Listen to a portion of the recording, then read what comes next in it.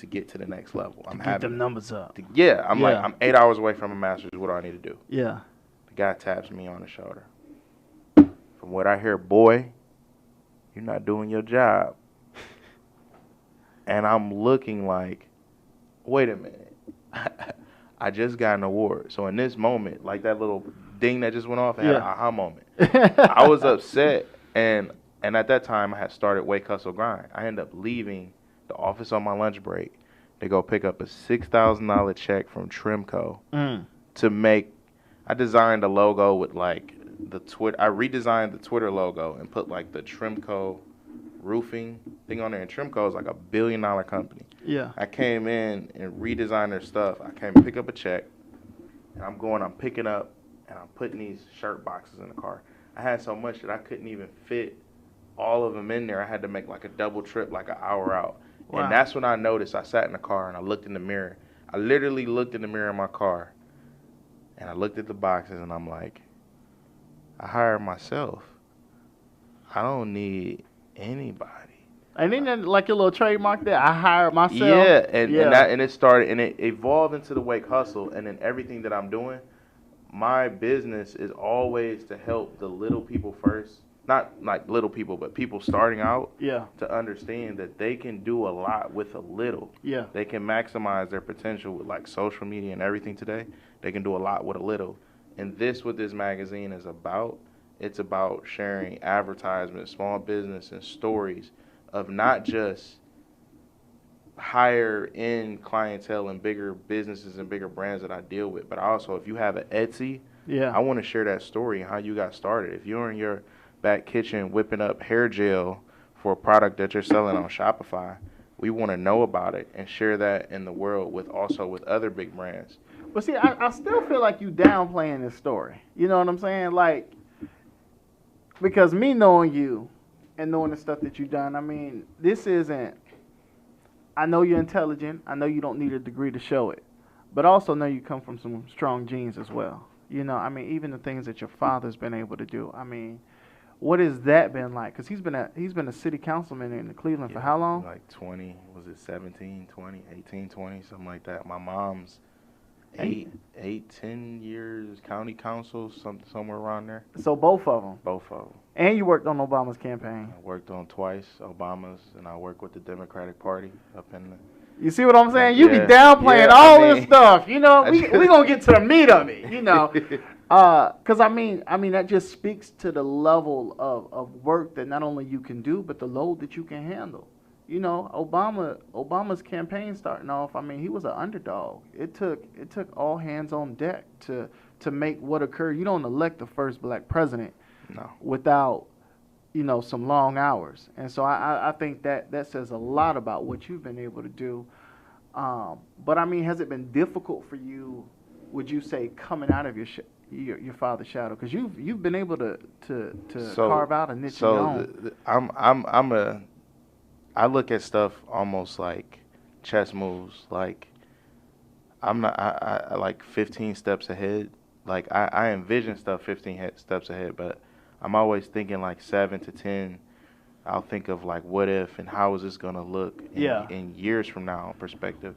And one thing I got from my father, what I understood was hard work and being able to execute your vision is just compound interest in time. Yeah. Just because you started today as this, you're not going to end up as this. If you keep working at it, you're eventually going to get it. If you're alive and you keep working at what you want to do, you're going to get it if you continue to work at it. Don't give up. Yeah. Like, you will get it.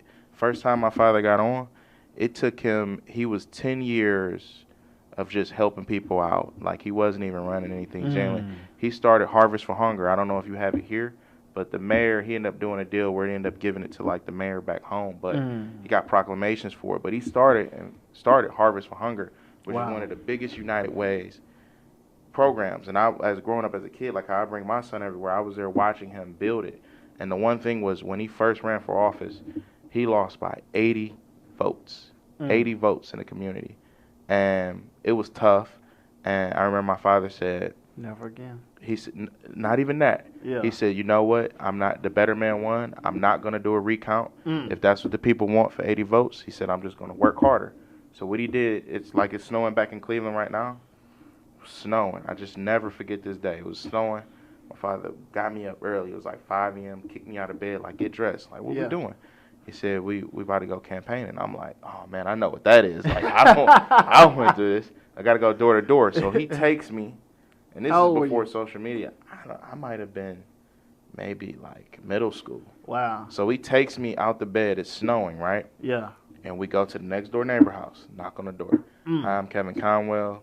You know, you probably voted for me last time. I'm just here to say I'm going to be a councilman next election. He takes me on 2-3 streets in the snow. It's blizzarding. Wow. I'm in a, like, Daddy, I need to go home. Just shivering. And that stuck with me, saying, like, you may have lost on this one, but if you put in compound interest in the work, the next turnaround, you'll be good.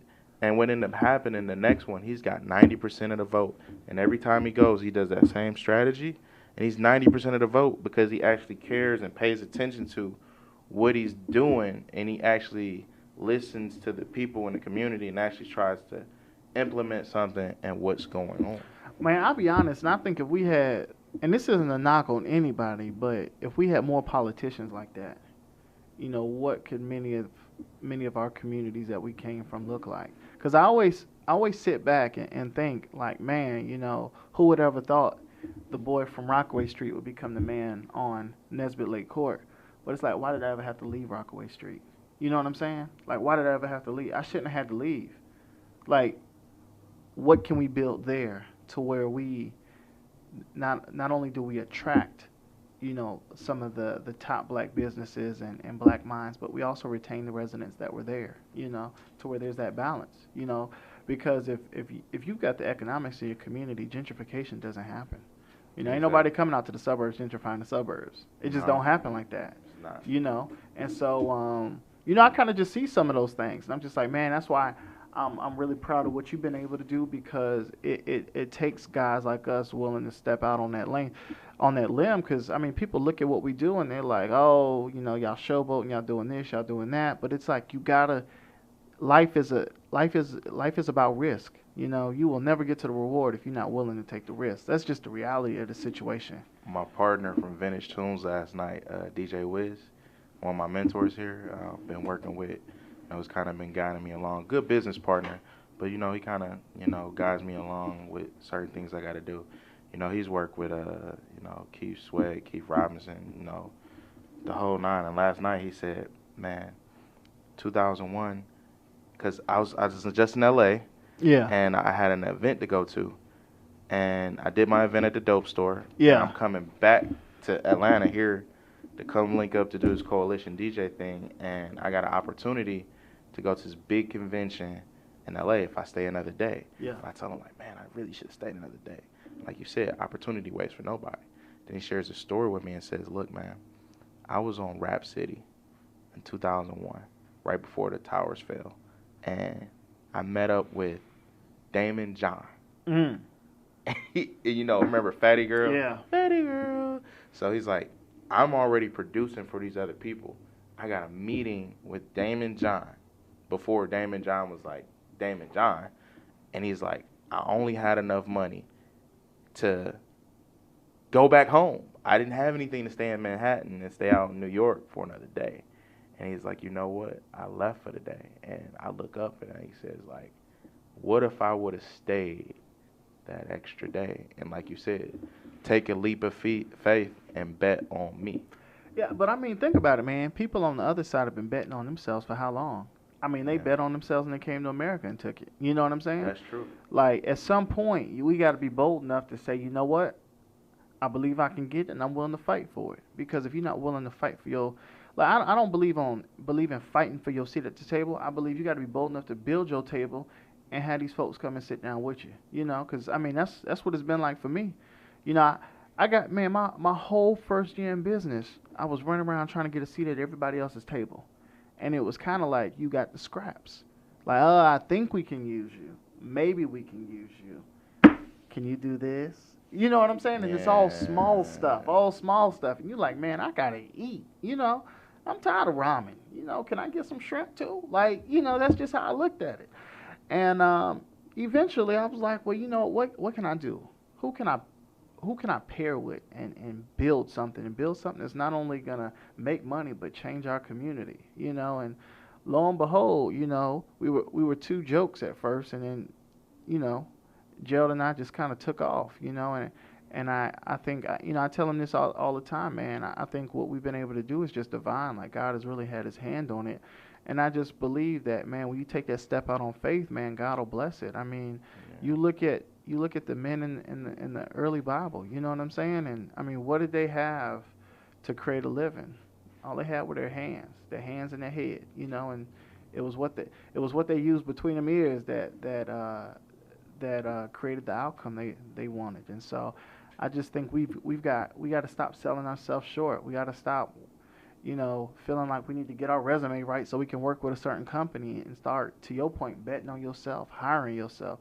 I just see so many talented minorities, black, Hispanic, Asian, so many talented ones. And I'm like, man, we just got to bet on ourselves a little more, you know? Like, if I could give some advice to people, and I've done this too as well, and it's always you have to look at what you need to do now to take care of home. But some people, they have an advantage. They don't have families like us. They can really maximize their time. It's like, if you don't have a kid or something, you should have no excuse to not be successful. If you're healthy and you're breathing, I mean, you better eat on a dollar menu or something and figure it out. But you can be smart. Like, there's things like Uber or different things that you can do if you're not a felon. It's certain things that you can do to make money. It may not look great while you're doing what you're doing, but you can do things to make money. And hustling isn't about being prideful. It's about being effective and making money and getting a job done. But you know, I went to the summit at Morehouse. It was called How Entrepreneurship Can Eliminate Recidivism, and it was a guy, and it's so crazy. Like, he was the smartest guy on his block, and he saw his cousin robbing these stores, and he said, "Man, you keep doing X, Y, and Z. Why don't you do ABC? Not only will you spend less time robbing the store, but you can make more money." Well, police realized that his cousin, the thief's whole crime spree had changed. It changed his whole direction. So when they finally caught him, they asked him what changed. And he said, "Oh, my cousin let me know what I was doing wrong, and I fixed it." Well, they ended up arresting his cousin, too, and so he spent 4 years in prison for that. What? Yes. For telling them, like, you hitting the licks like this? He was a party to the crime. And so he served 4 years. So, but he was so smart. But when he came out, he couldn't get a job. And then this guy that owns a lawnmower company hired him. And he's looking at what this guy does, and he's like, "Man, I could do this all by myself." And so the guy was doing all this talking reckless, was hard on him, yada yada. Well, he was getting contracts on the side, building everything up. And he finally came to his boss one day and said, "I'll buy your company from you." And the guy's jaw dropped. He's like, "You ain't got enough." And he called the number out, bought the man's company, started running it. And what he started doing is teaching felons how to come out, start their own businesses. And he's got, I think it's over 200 felons who've come out of prison, and they making all making over six figures. And that's good. Yeah, but I mean, I'm just saying, like, but that comes from that desire to bet on yourself. Because I sit back and look, man, like, when I was a kid, I was doing, you know, I mean, man, single parent household, I mean, was broke, man. And I'm out here trying to find ways of making money. And I know my mom had to think I was selling drugs or something, because I was just coming home with, you know, $50, $100, $150 a day. And she's like, "What in the world are you doing?" I was working for Teens Against Drugs and Alcohol. And, like, I got to a place where I had a system, you know, because for every candy bar you sold, which was $6, you got $1.50. So I'm like, okay, well, and my mom had just got laid off at the time. So I'm like, all right, how many bars do I need to sell to make $100, $150? You know what I'm saying? All right, got that. What communities do I need to go into to maximize on that? Because I got to a place where the guy that was dropping off, I told him, "Look, this ain't a good area for me. I mean, you need to take me up 10 miles up the road." Like, I had it all broken down. You learn business 101. But that's my whole point. And when you start to realize what you know, it's like, man, like, I share that same story with you because on my book that I'm working on, Hustler's Thesis, my first chapter is you do in school, right? They give you the candy box. Yeah. Right? And I'm like, all right, I'm competitive. I'm like, they're like, if you sell these many candies, you're gonna get a Sega Genesis. Yeah. I'm on that. I'm gonna get it. Yeah. So I go in my little area down the street and I knock on the doors. I don't get anything. I come back, I might have made a few sales. But this is where I learned. This is what happened. This is what all business people need to learn when they jump out and start. Yeah. How you start is not how you finish. Yep. You learn things to maximize and switch. But what they got to realize is we fail every day. We fail every day, and it's so crazy because when I was speaking to a group of students at the Florida PRA meeting, Public Relations Association, they were asking me to explain the time when I failed, and I didn't know how to answer it. And it's not that I didn't know how to answer, but I'm like, I fail every day. Like every day I've got a PR campaign that isn't successful. But when I realize it's not successful, I'm what? I'm audibling. I'm changing it up. I'm constantly looking at ways of, okay, how do I change this? Exactly. You know what I'm saying? So yeah, back to your point. I mean, if you got to get used to failing to stay in this space. If you're not used to failing, you're not gonna make it. Go back to your 9 to 5. I look at what the competition is doing, and going back to the candy situation. Like when I got back to the classroom, I asked the kids. One girl came in and she crushed it, and I go to her. I said, "How did you do that?" I asked the question, "How did you do it?" Yeah. She said, "Well, my mom went to her office and she got everybody to sell it." And I said, boo. Bingo. That's how I'm going to make some money. So I went on the block. I got the kids across the street. I got my mom to go to, it was Twin Value back then or something, to get some candy. And I hustled up and I started my own candy business off of what I learned from that real quick. And I went back door to door. And people were like, "You back again?" I said, "But this time, you don't have to place an order. I got the candy right now." And I maximized it and put a street team together to maximize what was going on. But I learned from my failure to ask questions, how to pivot and how to move forward. But I mean, that's what it comes down to. Because think about it, man. When I was doing this, I knew if I wanted to maximize on the money, and I grew up in Orlando, Florida. I needed to be out there with some of those beachside properties, or where I knew people had money, where I knew people were probably more likely to say. They were so accustomed to everybody upcharging everything that $6 for a little candy bar didn't seem like a big hit. You know what I'm saying? It was about understanding where that target audience for these sales were going to be. And I used to sit back and, like, when I told my mom, she was like, "What you did is genius." And I remember we went into this community, dude, all white community, man. All white, was one black family. And I remember I knocked on the door and the black dude was like, "What are you doing, man? What are you doing?" And he was like, "You don't need to be doing this." And I didn't know what he was saying then. I know now, but I didn't know then. At that time, all I could know was what? I'm hungry. My mama just got laid off work. We got bills that need to be paid. I'm the man of the house at 14. You know what I'm saying? That's what I knew. Those were the four things that resonated in my mind. It had nothing to do with what he was talking about then. What he was saying then, which speaks to me now in the future, is do this for yourself. You taking $1.50 and you giving them $4.50, but you doing all the work. You doing all the work. And now I'm doing the work, my team is doing the work, but I'm getting the majority of those profits. I flipped it. You see what I'm saying? And I mean, that's where we got to get to, because when you start to understand how this system in America works, if you're not a force in the game of economics, what are you doing? But that's what we need to tell our young people. Yeah. Because what I was upset with was this. They told me, go to college. Okay, I'm going to go to college. But when I was 18, I already was making money and doing my own stuff. And I was smart enough and responsible enough not to blow my money. But going to school was, my parents' heart. You need education. So I'm going for the education lane. And like you said, we get out and nobody wants to hire us. But they don't want to hire us because what? Experience, so they say. No. They don't want to hire us because if you think about it, and this is why, and that's why I like studying cultures. At the end of the day, man, it's a very simple issue. White people work with white people, black people work with black people, Hispanic people work with Hispanic people, Asian people work with Asian people. People work with who they're comfortable with. That's right. And they usually work with what? The people who live around them.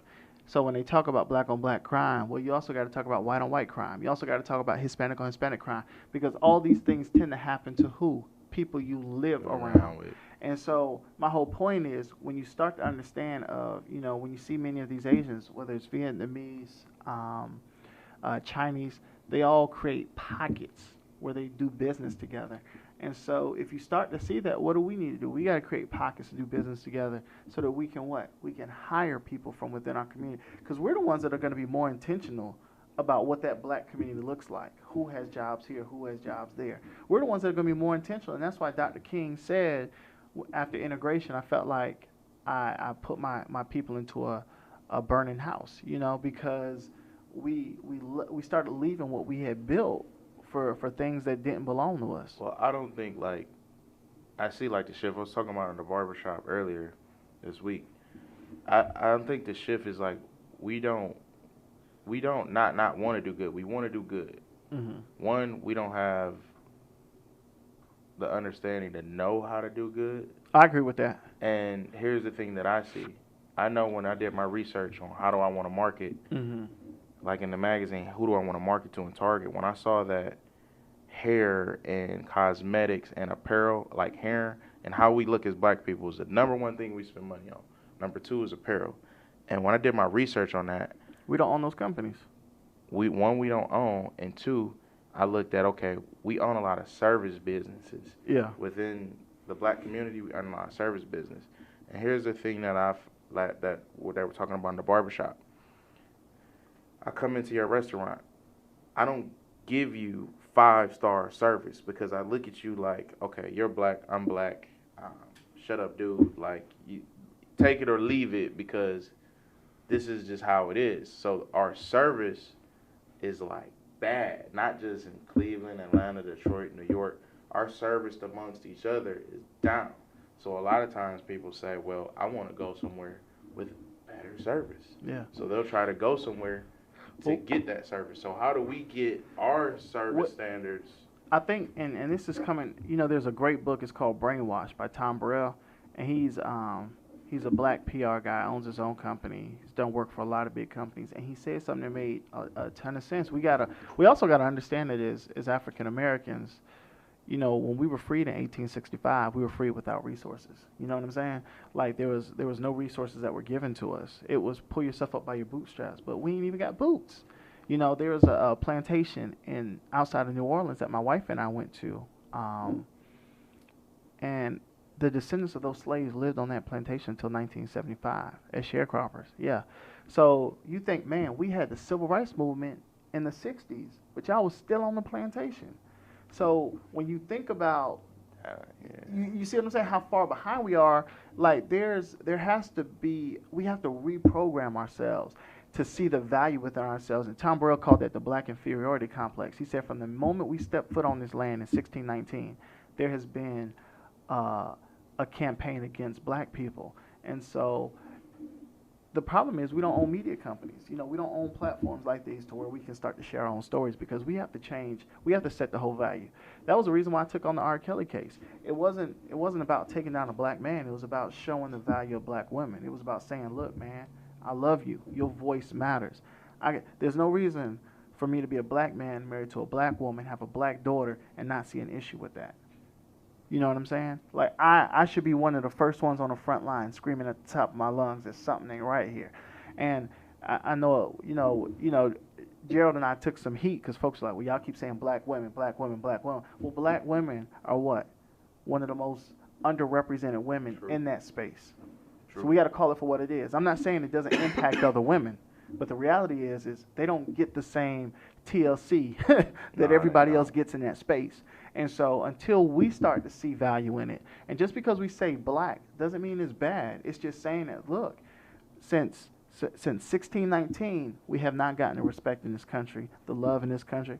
I mean, this country didn't even give us the resources once we were freed. You know, I mean, the 40 acres and the mule, we lost that once Abraham Lincoln was assassinated. And so it's like once you understand the historical context of what has happened here, you realize, you know what? We got to go a little harder because you go down to the Georgia state capitol, and what are the monuments they have around the state capitol? True. It's the demons of the Dixie. You know what I'm saying? My father, not to switch over, switch back. Yeah. My pops actually has been changing names of schools in the community. Like Patrick Henry. Yeah. That's now, who did they change that name to? I believe it's Stephanie. Don't quote me on it. I got to double check, but I believe that's Stephanie Tubbs. Yeah. Well, that was one of our Congress people who she passed away. Yeah. But we got to do that stuff because what is it? I went to, my middle school was Stonewall Jackson Middle School. Anybody that knows who Stonewall Jackson is knows that's a slap in the face to send a bunch of black kids to that school because what he fought to uphold, if he would have won, we still would have been in chains. And people keep saying, you know, Civil War was about slavery. It wasn't totally about slavery. It was about who was going to run this country economically. And we understand that the Confederates were winning the war, and the only way to cut off their cash crop was to free them slaves. You really understand what that whole battle was about. But it's like, man, like at the end of the day, we gotta, to Burrell's point, we gotta reprogram ourselves. We gotta, at some point, we gotta start pushing back against the narratives that are set. And so when I see these things, I'm going hard. I'm like, man, like my wife is gonna see. Yeah, my wife's gonna see her value. My daughter's gonna see her value. Cause I mean, you talk about your father taking you everywhere, man. I walk into meetings with my kid. I mean, my kid's daycare is gonna be closed for till Thursday this week. You know, because they got some water pump issue and they can't have the kids there. And so my wife is scrambling. I'm like, man, she just gonna ride with daddy this week. And that's how I got a lot of my deals done starting off with my son.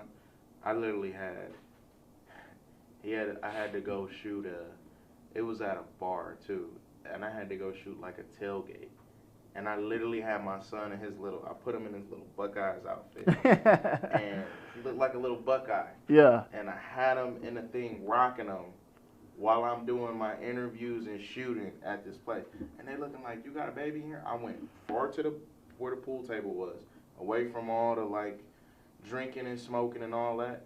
And I had my son in there on my arm doing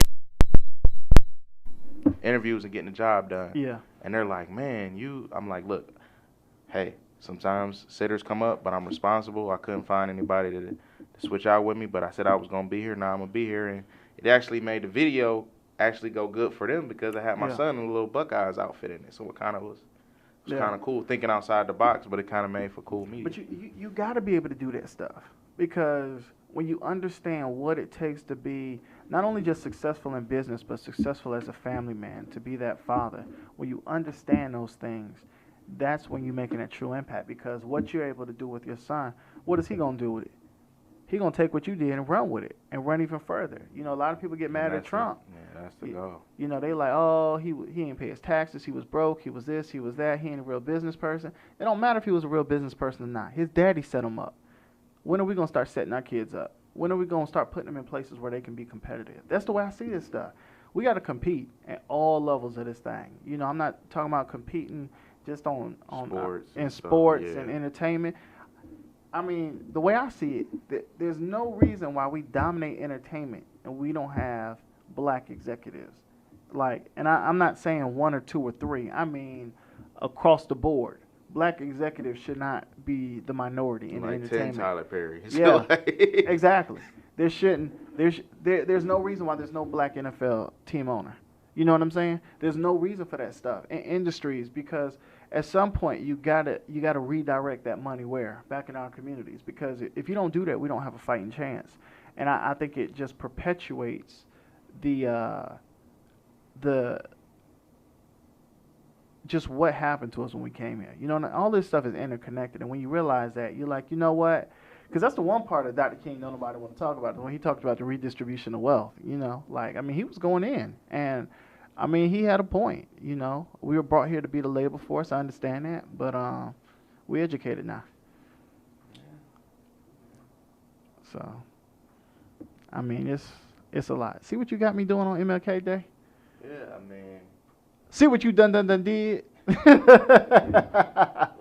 it's like crazy. Like, I'm actually down here on MLK Day. And it's like, when I was younger, I always wanted to come to Atlanta, but just never was able. I never really had like any family down here, so coming out and meeting people and talking to people and start getting into networks down here. Yeah. It makes it refreshing to meet good, genuine business people and good family people. To meet good people down here, because Atlanta gets a bad rap outside of Atlanta. Like, as far as everybody wants to just flood to Atlanta, but I'm like, it's actually like a lot of good opportunities here if you're willing to come here and put in work. You can make something happen. And one of the things that I love about Atlanta, honestly, is I it was almost like when I went to the HBCU, because I didn't grow up in a predominantly black area, and I think when you're in those places where you see the diversity within the diaspora, you know what I'm saying? And it's like you go to HBCU and you got black skateboarders, you got the black rock stars, you know what I'm saying? It lets you know that, what, I don't have to conform, I don't have to have my pants hanging off my butt, I don't have to walk around with cornrows. I can literally be the person I want to be. Like right now, I got on a women's shirt, respect, protect, and elevate, sex trafficking organization, and I mean, that's what I'm passionate about, and us being able to say, we can be who we want to be. We don't have to live out these labels that were placed on us. I mean, because a lot of these narratives were written and they weren't written by us. You know what I'm saying? Exactly. You can't take a minority of a stereotype and place it on the whole population of people. Like, yeah, they try. You know what I'm saying?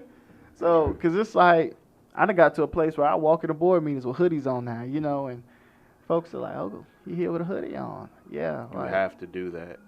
You gotta change it in their minds. Yeah, you have to switch it up, because like I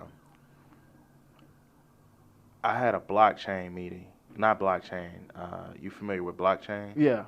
So funny thing was, I work with my guy Peter Cimarroni. Back at home, we do a podcast called Blood Time. Blood Time. And yeah, so it goes over wrestling. And how I met him, it was crazy. I was at an event and I met him, and long story short, I'm like, I'm gonna help you out with your podcast. Now, I'm black, definitely. He's an older white Italian guy, and I didn't think he would even accept what I'm doing. But he's like, you know what? I'm gonna bring you around, and I seen your work. You're amazing. Come on, let's go. So now I'm starting to share him and my network, the people. He's sharing me in his network, and a lot of these stories that I'm starting to see is very, very similar. Oh yeah. It's scary. Yeah. And I'm looking like, Peter didn't even have to bring me around all this stuff. And so he's like, I got a blockchain meeting, come to it. Switching over to the clothing thing on a tangent. But I go in and he's like, wear a suit. And I'm like, and I tell him like, and he owns a suit company, so I was like, I have like 2 suits that I wear like when I'm going, but I don't have anything that's like, dressy, because I don't do that anymore. Yeah. Like, not that I don't want to do that, but it's not part of my brand. So I stay within my brand when I go places. I go in my comfort zone. Unless it's like the president's thing and a ball and I have to dress up, I won't do that. So I went in and I went to the place and I was like, tried to dress to fit in, and I was like so uncomfortable. And I just told him, I said, you know what, next time when I come to this thing, I want to be within my comfort thing. Now he accepts me. He's starting to accept me for me, because I'm telling him like, I get what you guys got going on, but if you're going to work with me, like you're getting me. Like, I'm not acting or pretending to be anything else. You're going to get good work out of me. This is what I wear. Get comfortable. I mean, I wear suits. Like, if it's, to your point, if it's a ball or something, if it's a high level meeting, if it's somewhere where that makes sense. Yeah, where I need getting a check. Yeah, like, yeah. Okay, the best version of myself will be there. But if I'm walking into the office, if I'm walking to a networking event, at the end of the day, I want people to understand that those same kids that y'all afraid of, that's me. You know what I'm saying? Because me and my neighbors, we done got into it a few times. Yeah. You know, because they just be on some other stuff. And but for me, it's all about ensuring that these little black boys that y'all keep calling suspicious, that y'all keep like that's me. That's me. I got into it with one of the reporters here in town. She was like, "Man, you harp on all these issues and they're not the same." I said, "Those are black boys. That's me. Period. Period."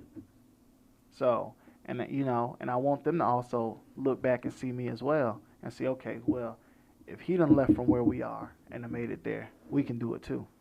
And I think it's just really it's super huge to be able to make that impact, because that's the stuff that changes communities. Us trying to be something we not don't help any. It doesn't serve a greater purpose. Being a role model, not just saying, hey, in the limelight, I'm a role model, but actually being a role model for the younger generation to look up to say, I can aspire to be like him or better. Yeah. I have a lane to go into. I feel like growing up, I didn't have anybody in my peer group that was doing what I'm doing now that I can see doing what I'm doing. I just knew that what I wanted to do. I was just fortunate enough to make up my mind, and I knew what lane I wanted to do, and by any means, I'm going to do it. But a lot of people don't have that luxury. Like, I remember my friend Derek Forrest, like, growing up, he's like, man, I got all this talent. We've been in school, and I want a job, and I really want to work somewhere, and I want to do this, but I can't get out of Cleveland. If nobody gives me an opportunity, what do? I feel like I'm in a trap, a mouse trap. I'm doing everything I need to do, but nobody wants to get the opportunity. And a lot of these kids and youth voices are like this. They want to be great. They just don't have the opportunity to be great, and they don't have the people to look at that's around their age group and demographic to say, I can be great too if I do these things. Yeah, and they don't have the resources to go to places to see those people. You know True. what I'm saying? And I mean, because that's a huge part of it. I mean, dude, I didn't start thinking like this till I was 28 years old. I sit back sometimes and I think back, man, the hustle has always been there. I did it when I was 14. Why did it take me another 14 years to say, you know what, I want to do this on my own. I'm going to do this on my roadmap. I mean, the person who changed how I saw this was my father-in-law. He owned his own veterinarian clinic, black guy, one of the first black veterinarians in the state of North Carolina. He just did it. Folks told him he couldn't do it. He did it anyway.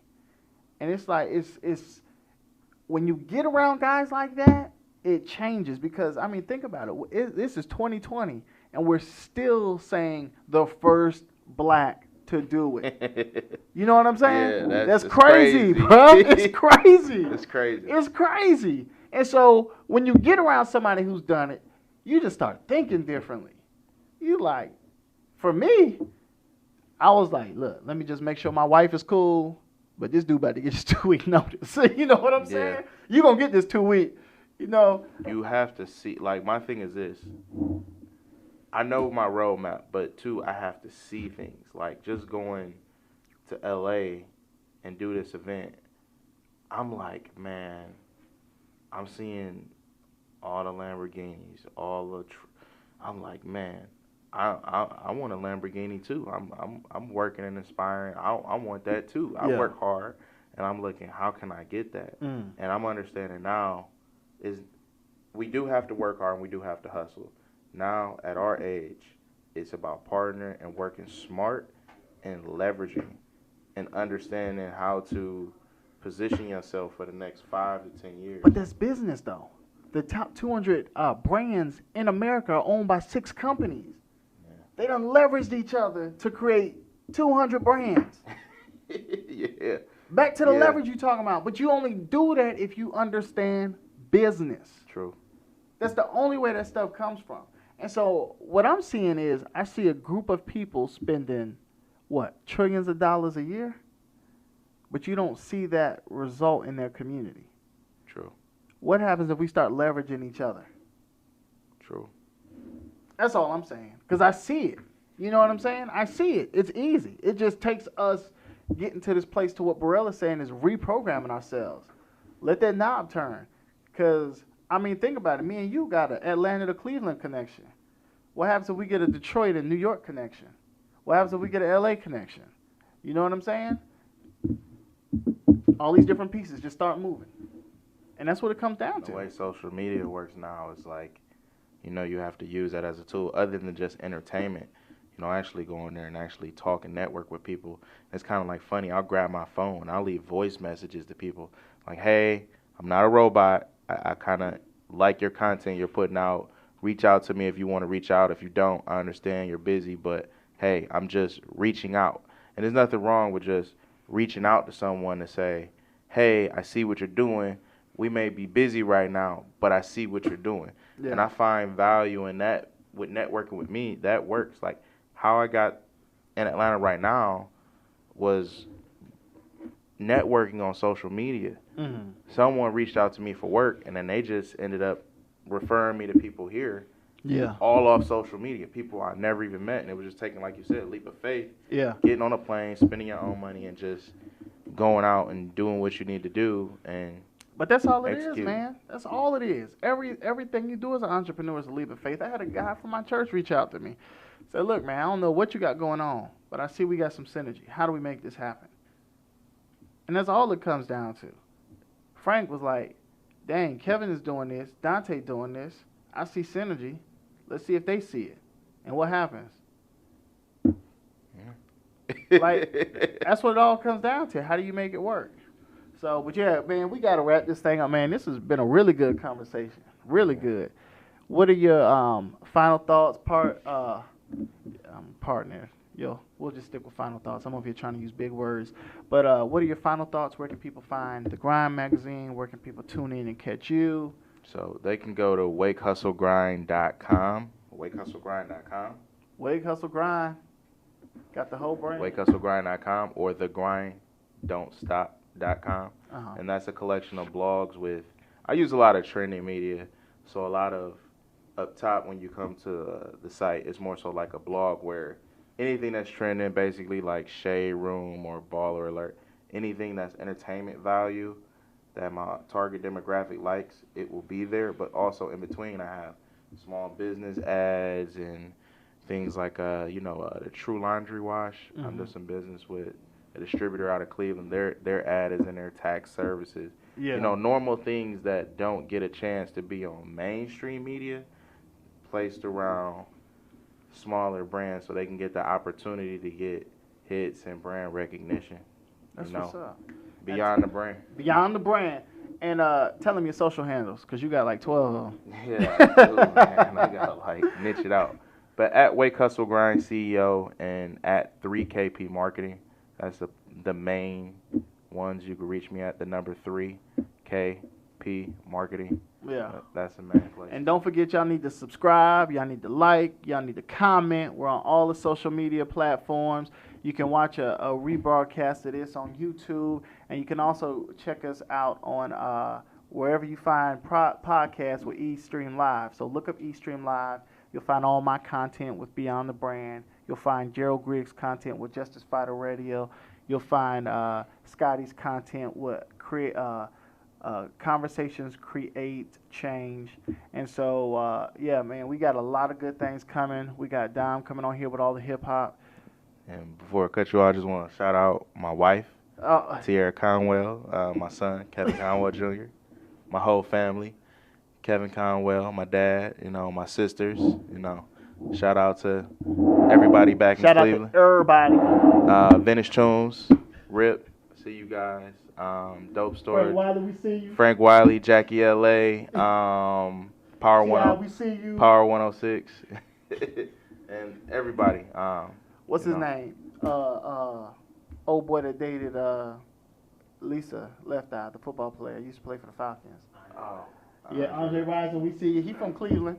Yeah, I'm just saying, we're going to shout him out. Let's just shout him out. So this has been dope. Hey, man, I appreciate you coming on. Appreciate you making time here. Y'all, stay tuned. We got some dope content. We're all about telling stories of entrepreneurs, and letting you know how you can get it going, and just what this walk by faith looks like. So tune in. I'm Dante Carter with Beyond the Brand, right here. Peace.